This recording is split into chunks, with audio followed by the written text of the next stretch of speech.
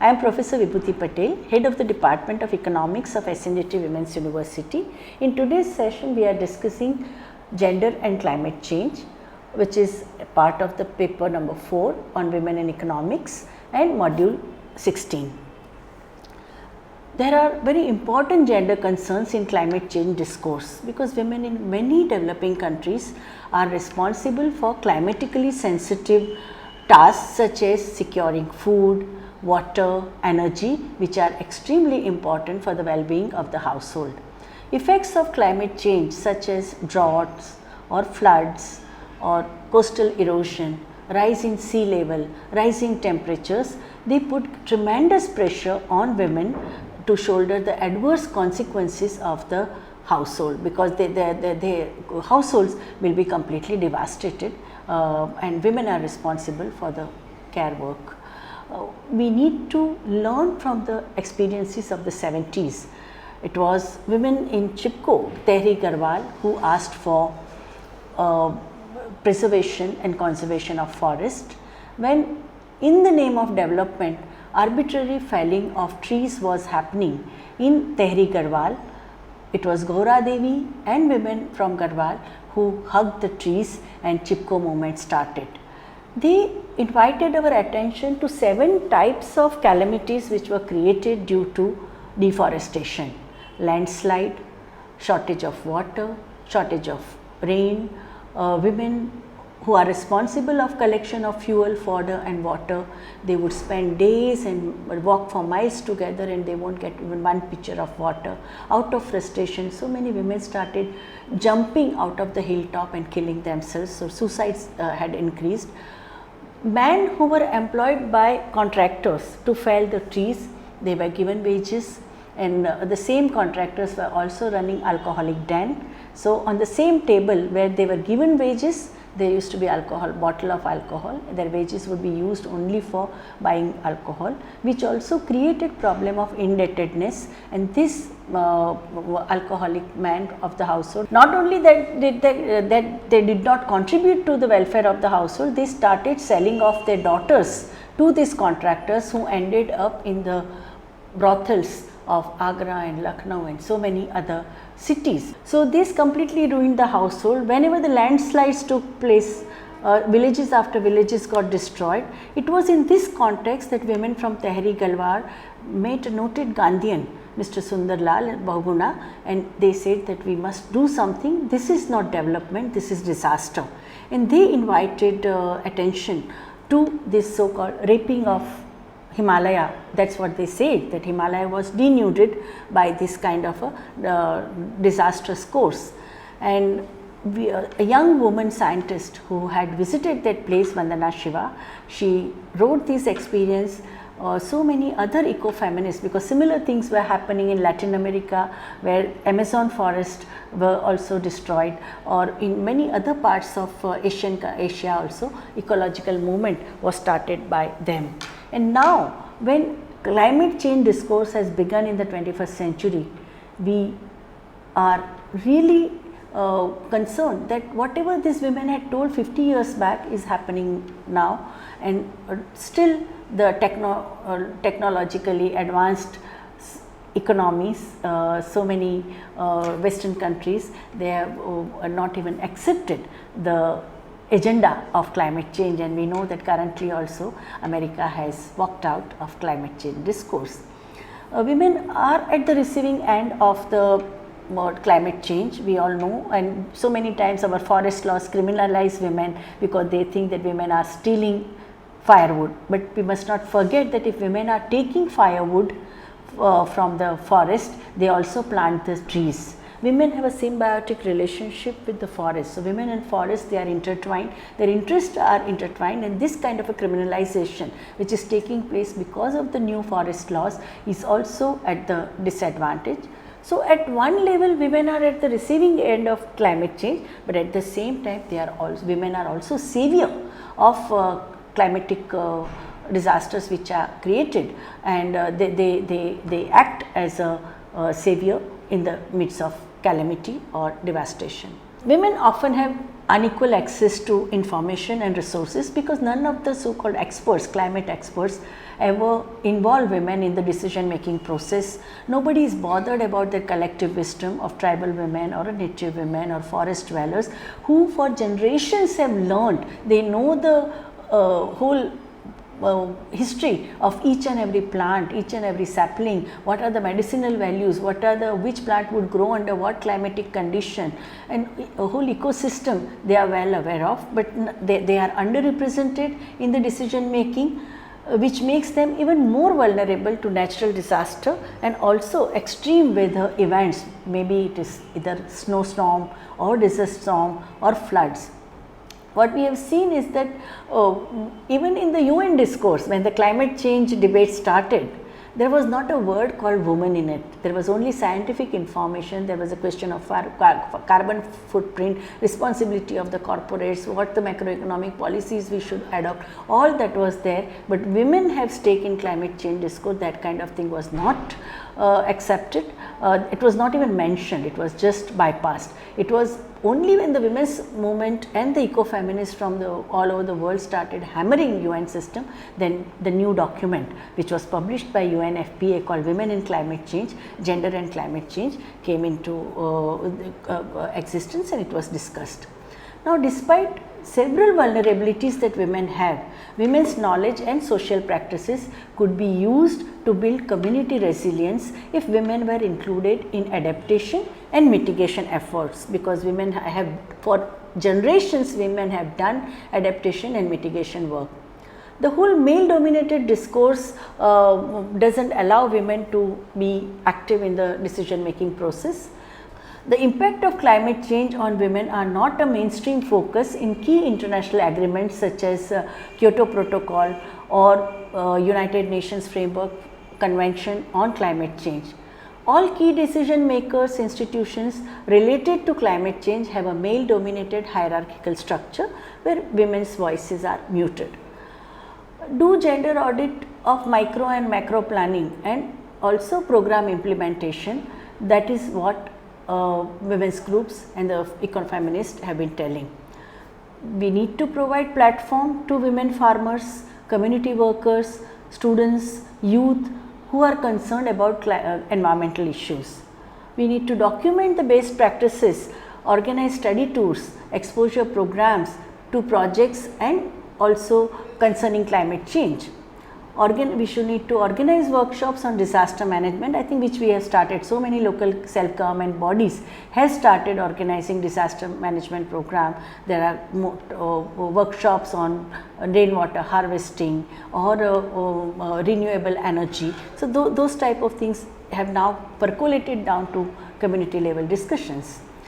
When it comes to India, our experience is that Indian women are extremely vulnerable to climate change, as women are often responsible for providing, say, daily essentials such as water or food, and when climate related disaster takes place, the poorest families and the workload of women and girls increases.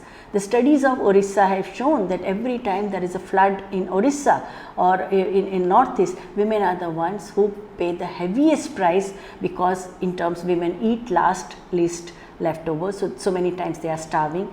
All the studies of famines in eastern part of India have shown that during famine women have suffered the most in terms of nutrition, because they would feed other family members and they would sacrifice their meal. And women also, they miss out on opportunities, like if there is a drought, there is a tremendous water shortage, most of the time that women have to spend in procuring water. So, one study by Indira Rajaraman, Dr. Indira Rajaraman of NIPFP shows that on an average poor Indian woman spends 6.2 years of her life in fetching water. If she does that, that means had we been providing tap water to all citizens of our country, these women would have had at least 6 years of schooling. The amount which they spent on collecting water, they would have spent in school. Studies have also shown that women who were born during the drought or floods in the 70s, and they were 19% less likely to ever have attended schools. This is London School of Economics study. As climate change intensifies, India's poorest women and girls are at the risk of losing opportunities to participate equally in the development process. At the same time, many poor women are also involved in climate sensitive activities such as paddy cultivation, because they have that is the main responsibility, or fishing. Climate change affects their livelihoods in a major way. There is a report prepared by UN facing a changing world, women population and climate that was released in 2009, and I quote, "With the possibility of climate catastrophe on the horizon, we cannot afford to relegate world's 3.4 billion women and girls to the role of victim," United Nations Population Fund has said. And the question asked here is that, wouldn't it make more sense to have 3.4 billion agents of change? So why can't we make these women who are currently victim of climate change become the agent of change by involving them in decision making process, and at the same time enhancing their capacity to deal with the climate sensitivity. UNFPA study also reveals that the poorest populations, while having contributed the least to climate change, they are the most vulnerable. So it is the burden of climate change is borne heavily by the poor, but they are not the contributor, they are not the one who have created carbon footprint. It is the industries, it is the MNCs and TNCs which are creating it. And here I would like to quote UNFPA official, who says that our impending climate disaster is perhaps the most inequitable threat to our time. Richard Collod. Worst sufferers are women because they constitute a major share of agricultural worker. Globally, all over the world, whole subsistence farming is done by women, and they tend to have access to fewer income earning opportunities, because women who are, when the climate changes and the cropping pattern changes, women can't adjust to new this thing, because they are not given enough information or knowledge. They don't have devices to know what kind of changes that are taking place, and even occupational diversification is not possible because they have not been given those type of skills. When it comes to Asia, what we have seen that 2.2 billion Asians rely on agriculture for their livelihood, and this sector is now threatened because the falling crop yields due to climate change caused by floods, droughts, erratic rainfall, and also climate change impacts. The current climate models indicate that food prices may increase sharply from say 29 to 37% for rice, 58 to 97% for maize, and 81 to 102% for wheat by 2050. So, let us understand how are we going to deal with our food security, food sovereignty. That is also major challenge. Gender is a very important factor when we discuss vulnerability to climate change. It is estimated that women produce over 50% of food grown worldwide. This is officially admitted fact. In India, more than 84% of women are involved in agricultural activities. As a result, they become the greatest victim of climate change impact. In addition, gender inequality makes them disproportionately vulnerable to environmental alterations. Climate threats to life are also much pronounced. It is predicted that climate change will lead to increasing frequency and intensity of extreme weather conditions, precipitating the occurrence of natural disasters around the globe. London School of Economics in 2007 examined that natural disasters had occurred in 141 countries in between 1981 to 2002, the study found that the natural disasters lowered the life expectancy of women as the disaster intensifies. So too does its effects. So, the effects of disaster on women is far more devastating. There are higher risks during disasters. For example, women and children who are 14 times more vulnerable, or they are 14 times more prone to death than men in natural disasters. We have experience of tsunami. We saw that women and children suffered the most during tsunami.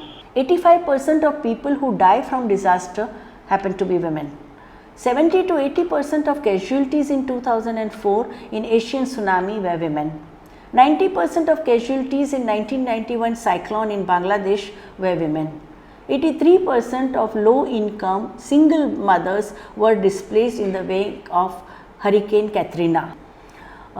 Increased workload and household burdens, that is also another very negative impact of climate change. If the devastation takes place, you have to rebuild the house. If your food is destroyed, you have to somehow work as a unskilled labor or a manual labor to get 2 meals. Because of women's role in the household, women have to cope with swift environmental changes for centuries. However, the climate change is lessening women's capacity to cope with this kind of changes, because if you have a sudden cold wave or a sudden heat wave, then how do women cope up with it? And when women are not able to adapt to this environment, the whole community suffers, because they are the mainstay of the household economy. Climate change exacerbates issues of scarcity and also very lack of accessibility to primary natural resources. For example, forest resources, water resources, arable land, and thereby contributing to increased workload and stresses on women and girls, as well as increased conflict and instability, which often leads to increased violence against women and girls. In fact, there are predictions made that the next world war will be around water, and climate change also affects your availability of water. Women possess unique capacity and knowledge to promote and provide adaptation to mitigate adverse impact of climate change, but at the same time they have a very insufficient resources to undertake such initiatives. Women are constrained by lack of economic freedoms, property, inheritance rights, as well as access to financial resources, education, new tools. Like the fisheries, men have all new tools. They have trawlers and they have refrigeration facility to keep their seafood. Women don't have that. They don't have equipments. They don't have technology. Sometimes most of the women, poor women, they say that only resources they have are their 2 hands and children. They don't have any other equipments. Women are underrepresented in the development and formulation of policy and decision making in regard to adaptation and mitigation of climate change. So, prioritizing the livelihood issues is on that should be the agenda for action. That has been the demand of the women's groups. Political inequality, how to deal with it, like compounding the reality of lack of resources. There is a widespread gender inequities existing throughout the policy, that means decision making spheres, leaving women to struggle against restricted access to information and education, restricted mobility, and in many cases laws also restrict women and prohibit land ownership. Like most of the countries, women do not have right to land ownership. Women are producing 60% of food in Asia, 80% of food in Africa, yet women have access to only 1% of agricultural credit worldwide. So, banks do not consider that poor farmers or poor women are credit worthy. Now, this is if this is the kind of reality, you can imagine the miseries that women have to face in a climatically sensitive field. I would like to quote some of the farmers' experience, women farmers' experiences. A woman, village woman in Uganda, she says, "We travel further and further for firewood every year. It takes us to less safe places, because for hunting for firewood, hunting for water, if women are walking for miles together, their life is also becomes unsafe. They are lonely, they are alone, they are in the midst of stranger. They are prone to attack not only by wild animal but also by human beings. Deforestation in Uganda amplifies already dire condition. Local women's groups, they address the problem by planting evergreen and mango trees to replace ones cut down for fuel and charcoal, reducing erosion and helping people earn living. Like there are women's groups which are strong advocate of the role that education can play in fighting dire impacts of climate change. Discrimination against women also plays a very important role in how women experience the effects of climate change. In India, for example, where women have seen their crop yields cut to half, the quality of grain which has diminished because of climate changes, women's health is impaired from double whammy of one, inferior crops, and also inequality. There has been acute survival struggle in the climatically sensitive areas, and it has made the search for livelihoods tougher, created greater food insecurity, caused sharp decline in quality of life, and also triggered mass migration. There are areas from which people have just left because there is no survival needs are available. Human Development Report also highlighted micro level studies which have revealed that Indian women born during floods of 1970s were 19% less likely to have attended primary school. So clearly the vagaries of climate change have potential to make life a very high risk for those whose capacity to manage this risk in terms of both personal choice as well as personal income is minimal. Because if there is a climatically sensitive, you know that if you have a multi crop in your farm and subsistence crop in your farm, then in a climatically sensitive area it is much easier to survive. But man would say no, commercial crop gives us cash, easy cash, we are interested in cash crop, while women would say we are interested in subsistence crop. Nobody would listen to women, and when suddenly there is a drought, there won't be any food. What are the lessons of Chipko movement in Tehri Garhwal, Appiko movement in Karnataka? We have seen that women from Chamoli district who took on the forest mafia through their Chipko movement in the mid 70s, or a Bhil tribal women in Madhya Pradesh in Sondwa block, who are patrolling their forest. The women are whole night, they keep a vigil so that contractors don't come at night and fell the trees. We have also seen that with able-bodied man searching for livelihood opportunities in cities, more women than men are ever left to do this job of low-paying agricultural jobs. So that's the reason for feminization of agriculture. And even activities which were earlier prohibited to women, for example, women were not allowed to do ploughing. Now you go to Punjab and Haryana and even Gujarat, you would see so many women using either plough or tractor, which was not earlier allowed to women. But now there are no men in the village, so women are doing this job also. Ploughing is also done by women.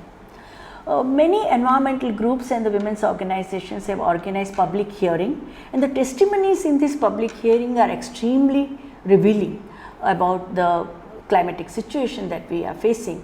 Gauri Bai belongs to a small hamlet in Bundelkhand district of Uttar Pradesh. Being a part of a farming community, her life and livelihood depend on agriculture. But the changing weather and decreasing water for irrigation are threatening her survival. The vagaries of nature has left steeped in debt. The families after families are indebted to the moneylenders and they are facing poverty. Another example of Sundarban, where Shamli Das, she gave a testimony saying that in Sundarban's West Bengal, they have seen so many cyclones that had struck the area in the recent times. Cyclonic storms flooded vast tracts of farmland which remained inundated for a long time. As a member of fishing community, she has suffered loss of 20 fish varieties. And I quote when Shamli Das says, "Accept us and our knowledge as a base to adapt and mitigate climate changes, because we know our land, we know our area, and listen to us. That is the appeal that these farm women are making. We have a global success stories. In fact, 2004, Wangari Maathai, Nobel Peace Prize winner, she is the one who started Green Belt movement in Africa. She told the African farmers in 56 African countries that they should not succumb to agro-business, they should not go for cash this thing. Hunger in Africa is not created by African because Africa doesn't have a population problem. Africa has a vast land, acres of land, and the main subsistence crop of Africa, maize. That was farmers were lured into coffee plantation, strawberry plantation, pineapple plantation, because the European agro-business was interested in it.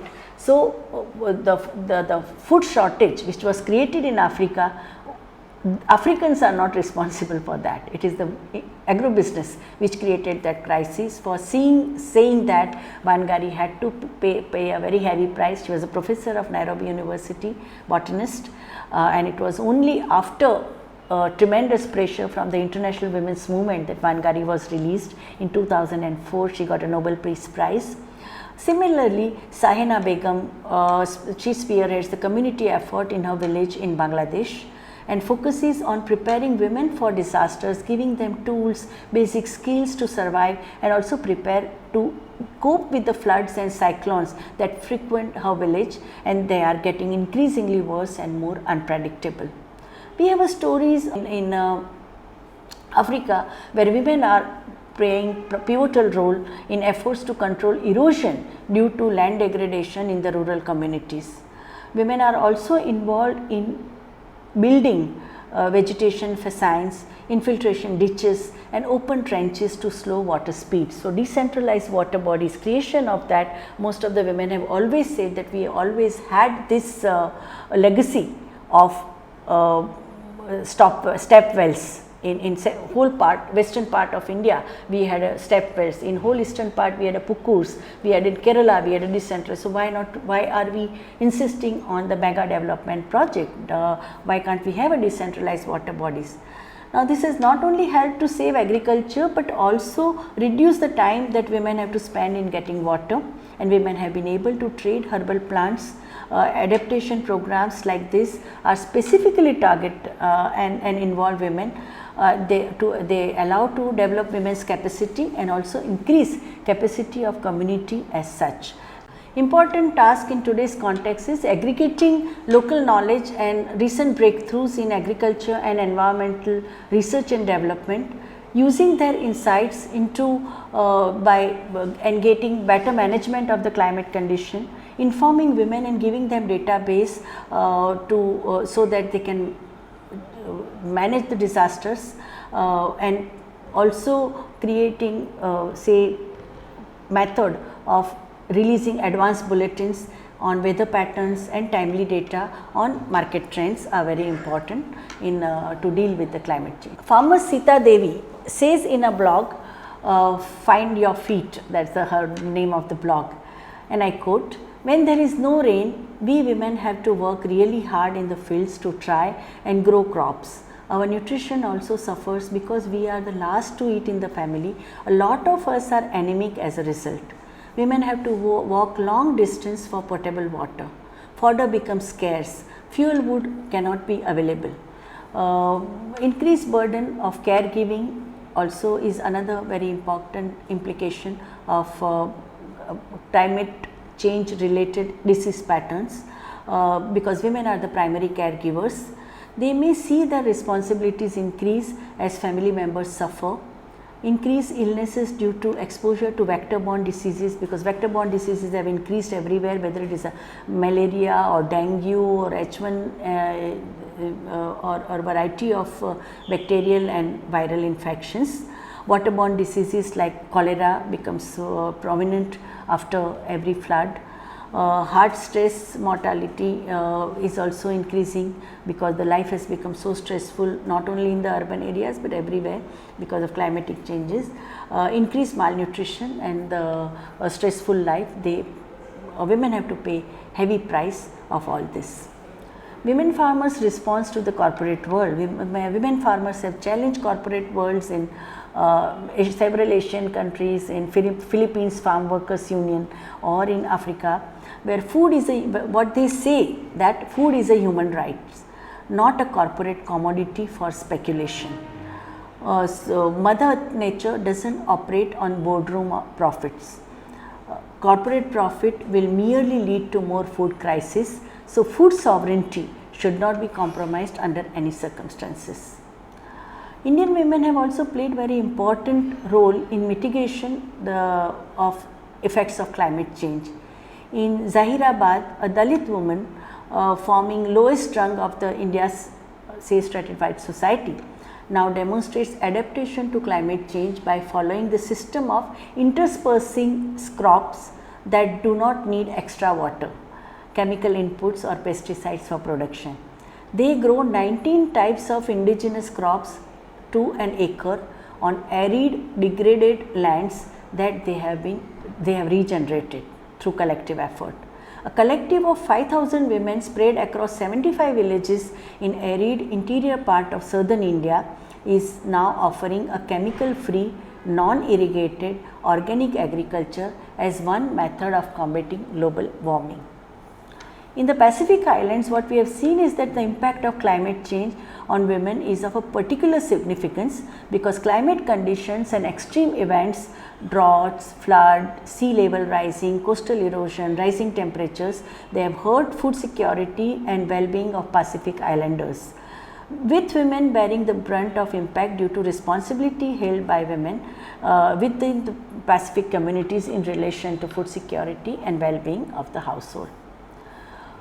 There is a positive side to also this whole phenomenon in terms of discourse on vast renewable energy potential. If we tap these resources, it could help in responding to this scenario, provided policy and finance measures like quickly scale up to proven technologies for the poor, including small hydro and solar power, which I think communities are demanding. Rainwater harvesting has to be experimented, replicated, upscale at a very wide range. Decentralized water bodies should be created by all states. Recycling and reusing, the policy of sanitation and management of recycling, organic waste and inorganic waste has to be there.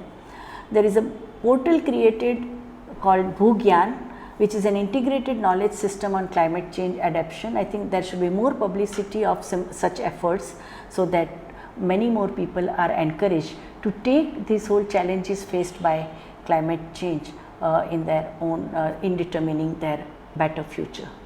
I would like to conclude by saying that climate change, being a very crucial concern for women's survival struggle, has been now integrated into the sustainable development goal. We have a 17th sustainable development goal in which climate change, environmental concerns and ecological issues have been integrated, and the gender lens has also been used, and involving women's groups and eco-feminist and women in the communities in this discourse is happening in the context of Sustainable Development Goals 2015 to 2030.